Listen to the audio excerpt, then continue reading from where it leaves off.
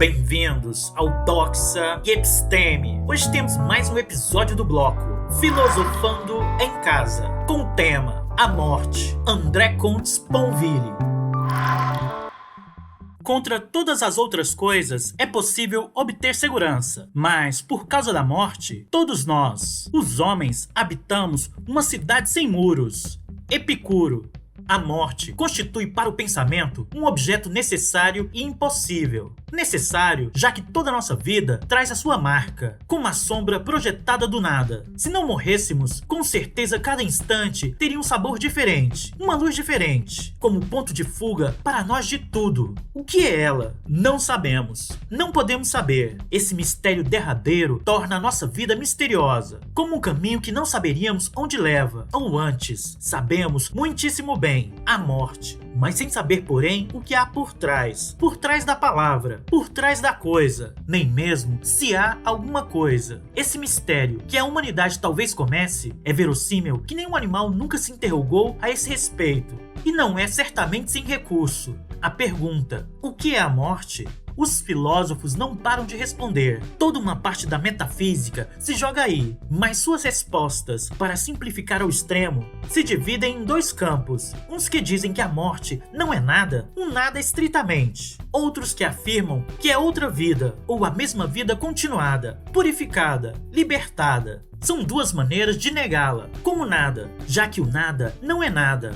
ou como vida, já que a morte, nesse caso, seria uma vida. Pensar a morte é dissolvê-la, o objeto necessariamente escapa. Segundo Epicuro, a morte não é nada, ou então não é a morte. Para Platão, a morte é uma outra vida. Não dá para ver que esse justo meio seria impossível entre esses dois extremos, a não ser aquele que não é um, da ignorância confessa, da incerteza, da dúvida, ou mesmo da indiferença. Mas como a ignorância, tratando-se da morte, é o quinhão de todos nós, essa terceira posição nada mais é do que levar em conta o que as duas primeiras têm de frágil ou de indeciso. De resto, elas enunciam menos posições extremas do que posições contraditórias, submetidas como tais ao princípio do terceiro excluído. A morte tem de ser alguma coisa, ou não ser nada. Mas se ela é alguma coisa que a distingue do nada, só pode ser uma outra vida, um pouco mais sombria, um pouco mais luminosa, conforme os casos ou as crenças. Que a outra, em poucas palavras, o mistério da morte só autoriza dois tipos de resposta, e é por isso, talvez, que ele estruture tão fortemente a história da filosofia e da humanidade.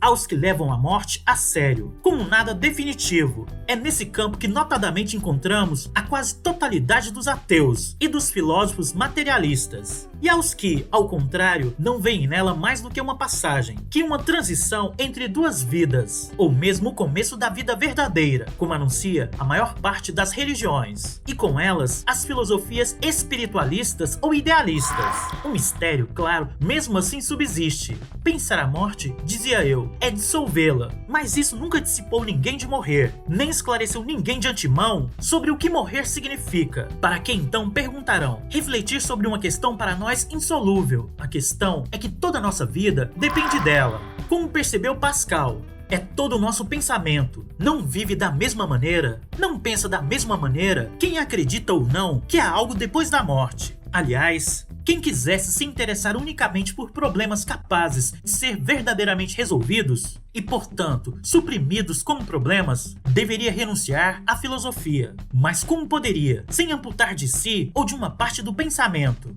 As ciências não respondem a nenhuma das questões mais importantes que nós fazemos. Por que há algo em vez de nada? A vida vale a pena ser vivida? O que é o bem? O que é o mal? Somos livres ou determinados? Deus existe? Há uma vida após a morte? Essas questões, que podemos dizer metafísicas no sentido mais amplo, de fato, elas vão além de toda a física possível. Fazem de nós seres pensantes, ou antes, seres filosofantes. As ciências também pensam, e não se fazem essas perguntas. E é isso que se chama humanidade. Ou como diziam os gregos, os mortais, não os que vão morrer. Os bichos também morrem, mas os que sabem que vão morrer, sem saber, porém, o que isso quer dizer, e sem poder tampouco impedir-se de pensar na morte. O homem é um animal metafísico, e é por isso que a morte sempre é um problema seu. Não se trata de resolvê-lo, mas de enfrentá-lo. Encontramos aqui a célebre fórmula: filosofar é aprender a morrer.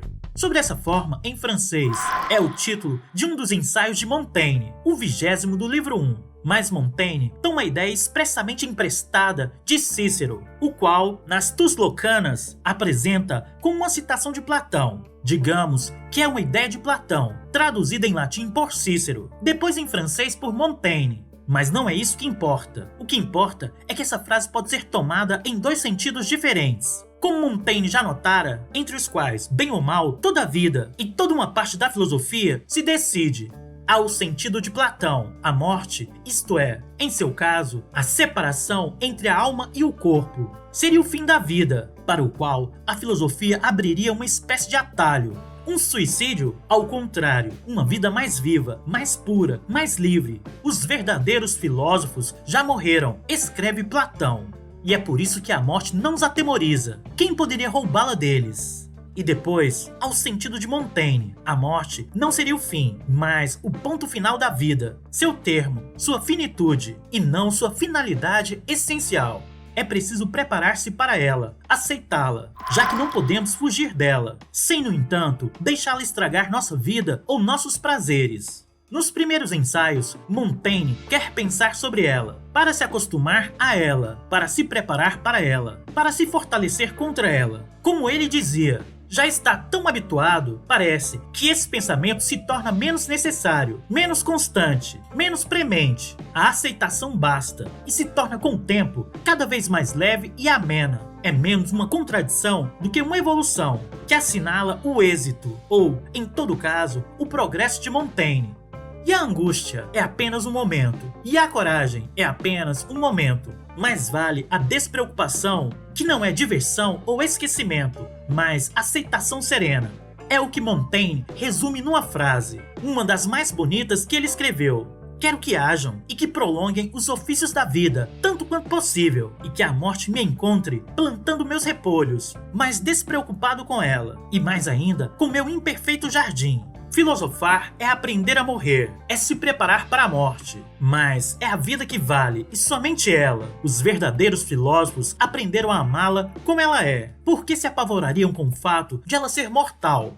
Nada ou renascimento, outra vida ou mais nenhuma vida. Cabe a cada um escolher entre esses dois caminhos. E pode inclusive, como os céticos, como Montaigne talvez, se recusar a escolher. Deixar a questão em aberto, como de fato é, e habitar essa abertura que é viver.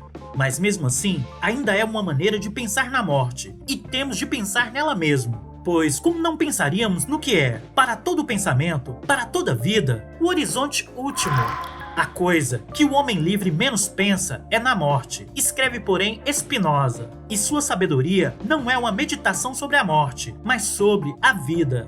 A segunda parte da frase é tão óbvia quanto a primeira parece paradoxal. Como meditar sobre a vida, isto é, filosofar, sem meditar também sobre a sua brevidade, sua precariedade, sua fragilidade.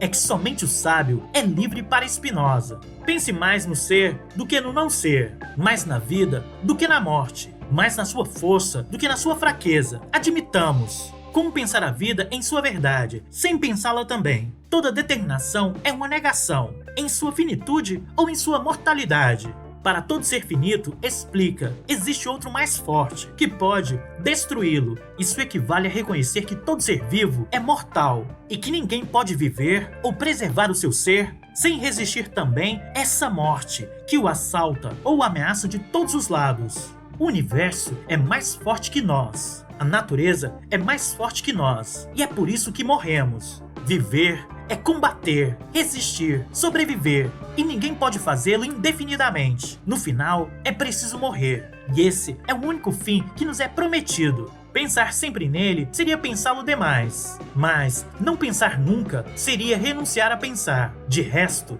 ninguém é absolutamente livre, ninguém é inteiramente sábio. Isso dá ao pensamento sobre a morte lindos dias pela frente, ou noites difíceis que não há como não aceitar. Muitos de nós gostaríamos que houvesse uma vida após a morte, porque somente ela nos possibilitaria responder de forma absoluta à questão que a concerne. Mas a curiosidade, tal como a esperança, não é um argumento. Na morte, uns veem uma salvação, que talvez alcancem, ou também a expressão de Platão, um bom risco a correr.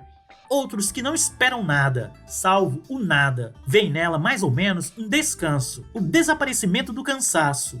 As duas ideias são amenas ou podem ser. E é para isso que a ideia da morte pode servir, para tornar a vida mais aceitável por meio da esperança, ou mais insubstituível por meio da unicidade. Em ambos os casos, mais uma razão para não a desperdiçar. Faço parte dos que acham mais provável o nada, tão provável que na prática é quase certeza. Acostumo-me a ela como posso, e no fundo não me acostumo tão mal assim. A morte dos meus próximos me inquieta menos que seu sofrimento, minha morte menos que a deles. Talvez seja uma conquista da idade ou da paternidade. Minha morte só tomará de mim eu mesmo. E é por isso que me tomará tudo e não me tomará nada, já que não haverá mais ninguém para ter perdido o que quer que seja. A morte dos outros é muito mais real, muito mais sensível, muito mais dolorosa, o que infelizmente não nos dispensa de enfrentá-la também. É o que se chama de luto, que Freud mostrou ser, em primeiro lugar, um trabalho sobre si, que requer tempo, como todos sabem, sem o qual ninguém, nunca, poderia se reconciliar com a existência. Mas a vida, se queres apreciá-la lucidamente, não te esqueças de que morrer faz parte dela. É a única maneira de ser fiel à vida até o fim. Portanto, é preciso pensar a morte para amar melhor a vida. Em todo caso, para amá-la como ela é, frágil e passageira. Por hoje é só. Muito obrigado a você que assistiu o vídeo até aqui. Caso tenha gostado, dê um like, assine o canal e compartilhe com os amigos. Um forte abraço e vitória sempre!